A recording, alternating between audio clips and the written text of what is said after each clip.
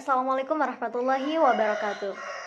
Hello everyone, I'm Harisma Nurjana Putri, and in this time, I want to talk to you about the sociology of education with the theme Equality and Educational Opportunity, a look at gender differences and inequalities. Before that, let's pray together.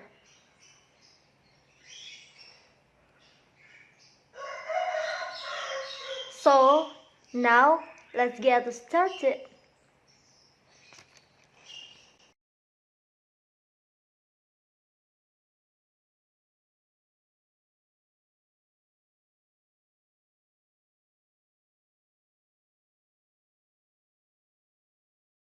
This presentation based on the book, namely The Sociology of Education, a Systematic Analysis, 8th edition, by Jane H. Ballantyne, Floyd M. Hammack, and Jenny Stuber. Next slide is the key points. This chapter divided into 4 parts include of the first, gender socialization at home and school. The second, gender differences in secondary school. The third, gender differences in higher education. And the fourth, effort to combat gender inequalities in education. The next slide is about gender socialization at home and school. Gender is one of the primary traits around which society is structured. Gender refers to the set of social distinctions that differentiate men and women, boys and girls. It is a socially learned and enacted rule. Sex, by contrast, refers to the set of biological characteristics that differentiate males and females. The family, schools, and the media are the settings in which we learn rules and reproduce gender differences. In this section, we first show pattern of gender socialization at home. Then we show that the educational system receives the students and enacts a form of secondary socialization that reinforce these gender differences and produce gender inequalities as well. As an input in the educational system, children have already experienced gender socialization. The socialization process begins the day we are born and ends the day we die.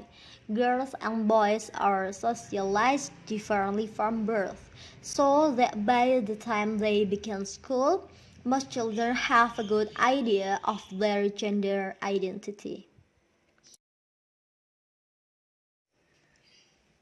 And the next slide is about gender socialization in elementary school. Although more transgender and gender non-conforming children are present within the educational system, schools are still organized around the gender binary. The notion that there are 2 and only 2 genders. At school, where students spend more than 6 hours a day in classes and school-related activities, gender socialization continues. Teachers and peers become important sources of information about sex-appropriate behavior. Children observe, for example, the ratio of males to females and the authority structure in the educational hierarchy, and note that the women are more commonly classroom teachers and men principal. Children also learn about gender-appropriate behavior through the formal curriculum. Gender representation and sexism in educational materials have received a great deal of academic attention. Studies of textbooks, storybooks, and educational software published since the 1917 consistently show more numerous male characters, along with greater male representation in titles, picture, and central roles. Portrayals also depict gender stereotypical roles and behaviors. Elementary school reading textbooks show male characters engaging in aggressive, argumentative, and competitive behaviors, while female characters engage in more nurturing behaviors, rarely venture outdoors, are more likely to hold stereotypical hobbies and occupations, and are often in need of saving. Even if school seems to be strongly segregated and stereotype settings, gender segregation has its limits. Research finds, for example, that the same boys and girls who play a part at school can be found playing together in their neighborhoods. Moreover, gender-integrated play may be more common among African American children and lower income children compared to more affluent children.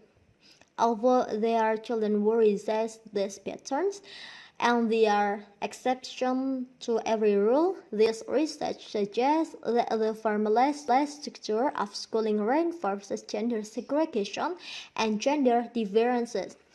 When gender boundaries are activated through lining boys and girls up into separate lines or pitting them against one another in competition. At the end of elementary school, student gender identities have been molded and reinforced. The gender binary is evident, and boys emerge as energetic, competitive, and potentially problematic students, while girls emerge as compliant and cooperative. Although there are some noteworthy gender differences in school experiences, there is also considerable gender overlap in learning styles and achievement. With respect to gender differences in achievement, results from the National Assessment of Educational Progress, sometimes called the National Report Card, show that girls score higher than boys in reading and writing, and the boys score higher than girls on the test of science achievement and post slightly higher scores in math. The next slide is about gender differences in secondary school. Adolescents in the United States spend nearly one-third of their days in school. As they move through their teen years, students' experiences at school, both academic and social, have a powerful influence on their development. High school students have more autonomy than their elementary school counterparts and are expected to begin focusing on their adult selves. Although the formal curriculum and preparation for adult roles are two of the official functions of school, peer socialization and gender identity development are both intimately intertwined in this process and significant in their own right. In middle school and into high school, students' positions in their peer groups are generally shaped by conformity to traditional gender expectations, whereas boys gain status for being athletic, funny, and daring. Girls gain status based on appearance and performance in activities where appearance is important, like cheerleading and dance. Not all adolescents participate in traditionally gender paired cultures. Some teens find their niche in subcultural groups that exist outside of the mainstream. These groups include goth, punk, gamers, drama kids, and band geeks. For some teens, this alternate space provide greater freedom of expression and operate according to a different set of rules when it comes to gender. Not all girls need to be cheerleaders to fit in at school, and not all boys need to be aggressive jocks. C.J. Pascoe found that the athletic and tomboyish basketball girls were well liked despite their deviation from mainstream gender role expectation and ambiguous sexual identities, and boys in drama club experienced it as a liberating space that was free from the fact discourse. Look at the table 4.1 percentage of high school graduates taking selected mathematics and science courses. Turning now the classroom and academic performance, we continue to see mixed evidence on whether males or females are advantaged by the educational system, in contrast to the portrayal of girls as academically meek and lacking ambition, an image portrayed by Sackler unveiling a fairness data on course enrollments show few gender differences in both text, math, and science courses. Looking deeper, a slight male advantage appears in terms of who takes more advanced placement or AP and honors science classes. Something of a boys' club also exists in two of the fastest growing and the best paying subject areas, engineering and computer science, with boys being considerably more likely to take those courses. As students move toward high school and towards graduation and possible college enrollment, two additional aspects of educational achievement are important to note, namely GPA and scores on standardized tests like the SAT, ACT, and AP exams. Here, we again see mixed evidence and a complicated picture of gender difference. First, female students currently earn higher grades in high school than their male counterparts. One source reports an average high school GPA grade point average for females 3.224 and 3.07 for males. Another study reports somewhat different results, but the same pattern, with an average GPA of 3.10 for females and 2.90 for males. While this gap exists across all subjects, it is greater in English than it is in math. In the next table, we can see that gender and educational achievement in high school. In this table, we can see that female test takers have a slight advantage on the writing portion of the exam. While more female students are enrolled in AP courses, they tend to receive lower scores on the year-end EP exams. These exams are often used to grant college credit to students. Here, 61% of male test takers score 3 or higher, typically the cutoff for earning college credit, while 55% of female test takers meet this bar. Male test takers have an advantage in test scores across nearly all AP subject areas, except in English, where there is no gender differences. So, what are we to make of this mixed evidence of gender and educational achievement in high school?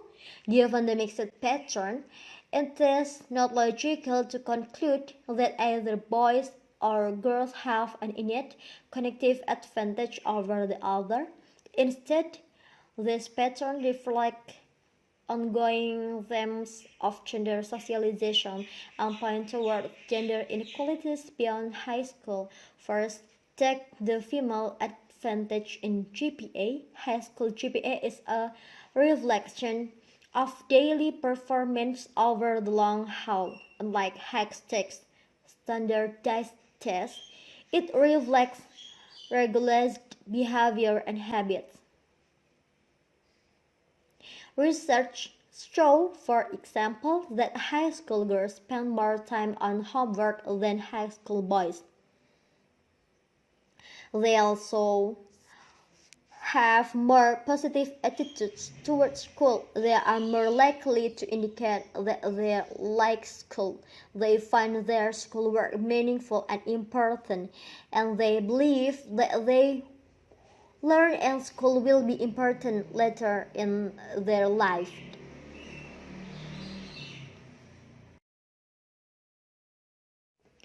Okay, the next is about the diagram of questions answered correctly. While it appears that boys have a clear performance advantage in test assessing math and science knowledge, even that conclusion requires deeper consideration. Indeed, while there appear to be some important between group differences, there are also within group differences in academic performance. That is, there are significant test score variations among boys. The average scores on the math portion of the SAT can be explained in part by the fact that a smaller percentage of high school boys take the exam compared to high school girls. Accordingly, those who do take the exam are generally academically stronger than the entire population of high school boys. The self-selection explanation is evident in the fact that 12th grade boys have only a slight performance advantage over 12th grade girls in the NAEHP exams, which is taken by a representative sample of 12th graders.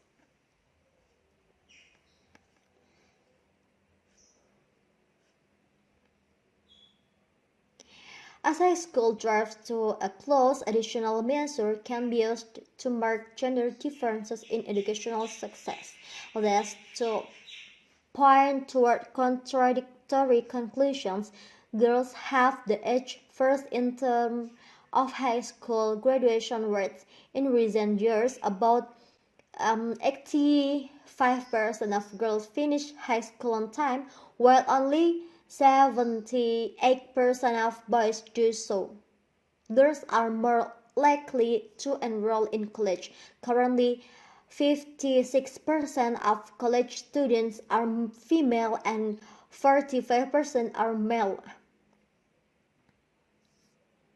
This gender gap is evident across all racial and ethnic groups, although it is greatest again among Black and Latino students. While the statistics suggest a clear female advantage in the transitions to college, one additional finding complicates this story. Female students are less likely than men, despite their strong academic records, to enroll in highly selective schools. Although female students are more likely to enroll in college, male high school graduates are more likely to enroll in a prestigious. While female students have higher rates of educational achievement and attainment overall, male students once again demonstrate an advantage at the top of distribution.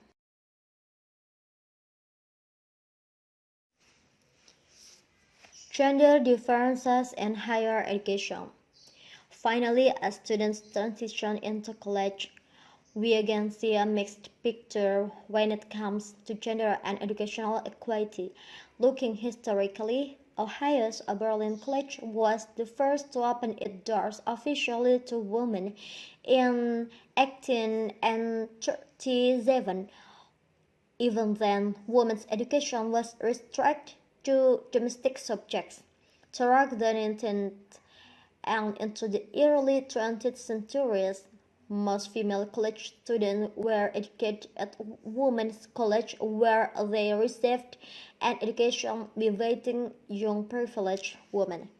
That is, one focusing on literature and the domestic arts.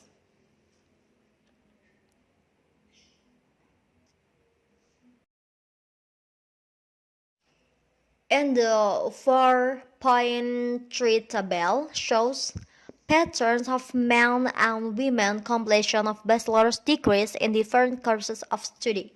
Based on years of socialization, students partly select majors based on their beliefs about what they enjoyed and what they may be good at. Women are overrepresented in the human service field. Majors that emphasize communication, human interaction, and nurturing roles. In addition, students appear to choose major based on expectation of their future roles. Most students focus on pay and the expectation of being a breadwinner, while female students focus on majors and jobs that help them balance work and family. We see then that female students make up 84% of those completing degrees in the health profession and 79% of those completing degrees in education. Male students, by contrast, are concentrated in STEM fields where they make up 81% of recent graduates in engineering and 82% in computer and information sciences. The broad domain of social science is fairly balanced in terms of gender, yet men outnumber women in the discipline of economics and history, while women outnumber men in sociology and psychology.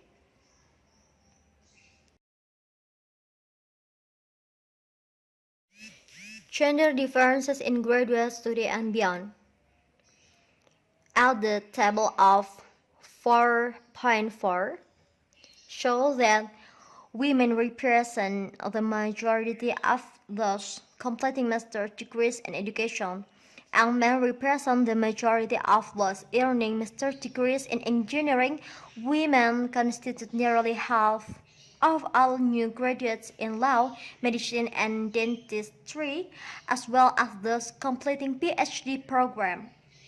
While women have essentially achieved parity with men in educational attainment, this advantage has not translated into gains in their salaries. It is often said that women need to attain a higher level of education than men in order to receive the same level of pay. Women with a bachelor's degree have close to the same average annual earnings as men with an associate's degree. In part, the gender gap in pay exists because men and women elect different fields of studies.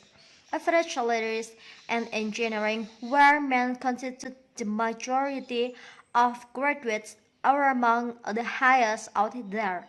Fields where women specialized like education and social work earn substantially lower salaries. Yet another explanation for the gender gap in pay at each level of education is that even when men and women earn similar degrees, they tend to focus on different subspecialties. The next slide is about The diagram of 4.4 Gender, Education and the Pay Gap.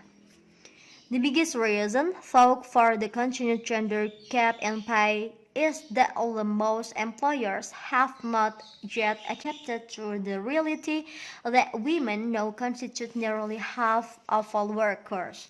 Most jobs don't have flexible arrangements to accommodate childbirth and child rearing. Many women then take time off for the birth of a child or cut back at as the way to balance the demands of raising children. Over the long haul, the tension between the social organization of work and family life result in lower salaries for women and higher salaries for men. And the diagram shows us that the emerges at the end of one's educational experiences is not too different from the one taken at the beginning, men and women, while demonstrating similar levels of innate cognitive capacities, are socialized differently. These differences propel women through an educational experiences where on average they establish solid if not superior academic performance. They choose, however, to maintain a steady course, majoring in fields that are consistent with their gender socialization and efforts to balance gender role expectation.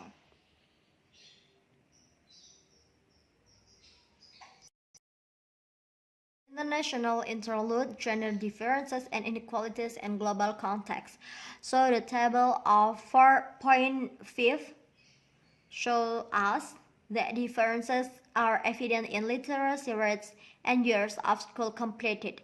While gender parity exists across Europe and many countries of Central and South America, pronounced differences exist in many African countries and some areas of the Middle East. Their general expectation and structural condition heighten the educational expectation for males, who are also more likely to be the economic leaders of their household. Their female education is considered a luxury as girls are pulled out of school early on, often to help out with domestic tasks at home. Increasingly, commentators and activists have noted that both negative attitude towards menstruation and lack of effective menstrual products. Many girls miss up to 1 month of school each year due to their periods. Non-governmental organizations are currently working in collaboration with local leaders and activists to bring low-cost menstrual products to girls and women in these countries. The table of 4.6 is the next uh, explanation of the table before. Mean years of schooling in select countries. The country of France, the males is 11, while the females 11 too. The Ethiopia, the males is 3.6, while the females are 1.4. And the Mexico, the males is 8.9, while the females is 8. And the next of them is El Salvador, the males is 6.7 and the females is 6.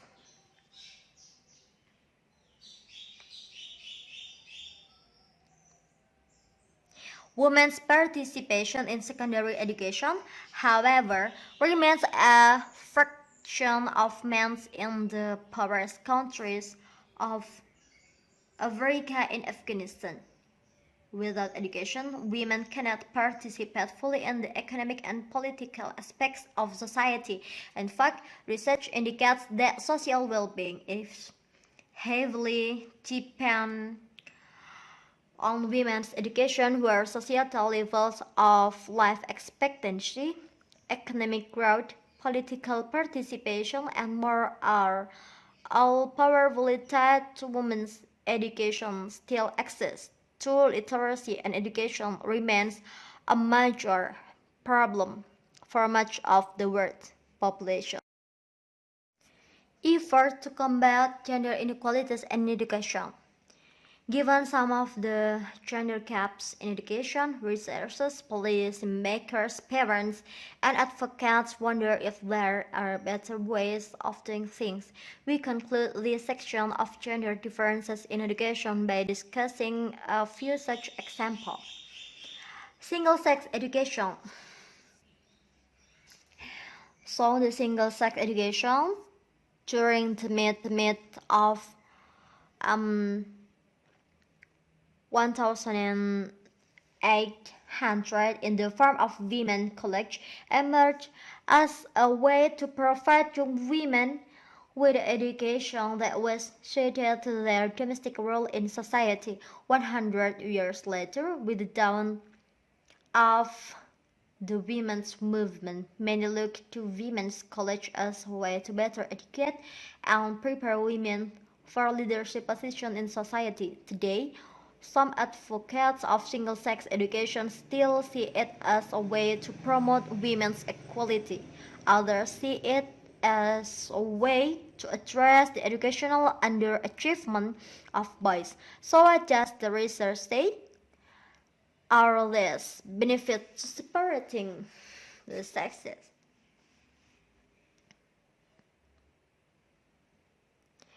About single-sex education for boys, in recent decades, researchers have noted boys lagging behind in tests of achievement and have suggested that boys may benefit from single-sex classroom.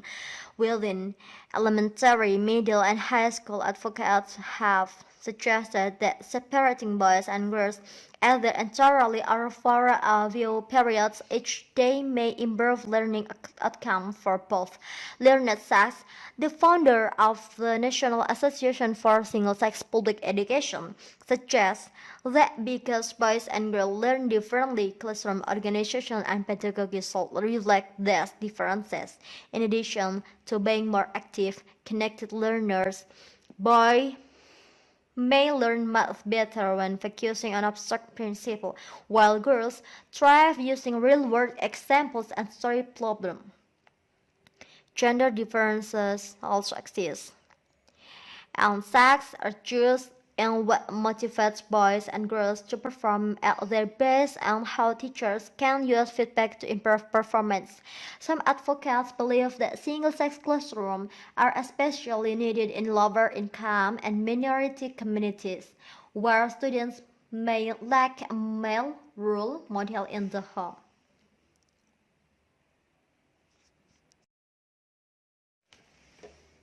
Okay, the next slide is about Title 9.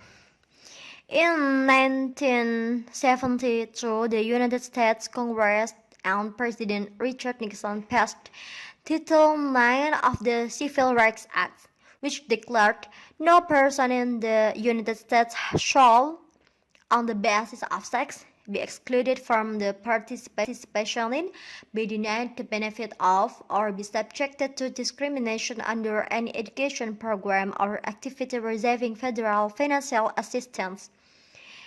It is this law that bars single-sex public education in the United States, given the declaration that separate educational facilities, whether in terms of race or gender, are inherently unequal. For the first 40 years of its existence, the biggest impact of the Title IX has been on collegiate athletics. According to the law, educational institutions must provide athletic facilities, equipment, and opportunities for participation that are equitable for men and women. Considerable debate exists, so overall measures and standards should be used to demonstrate compliance with the goal of equity. A university needs to note, for example, guarantee for there is an equal number of positions of women's athletic teams as there are on men's athletic teams. Instead, opportunities should be rarely proportional to the gender of students present on campus. Further, institutions must coach women's interest and ability and then ensure that they are providing opportunities that reflect students' interest and ability. Since its implementation, women's participation in college sport has increased dramatically. Per the Title IX, the average number of women's athletic teams per campus was 2.5 as of 2012. Each college with an athletic program had an average of nearly 9 women's teams.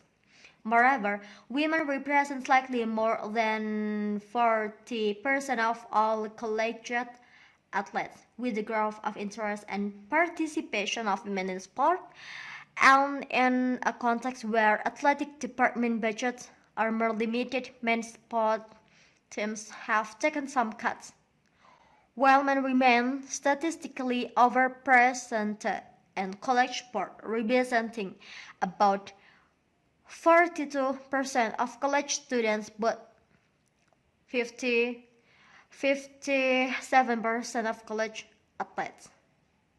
Several hundred programs have been cut to achieve gender equality in college sport. Men's wrestling has been hit hardest.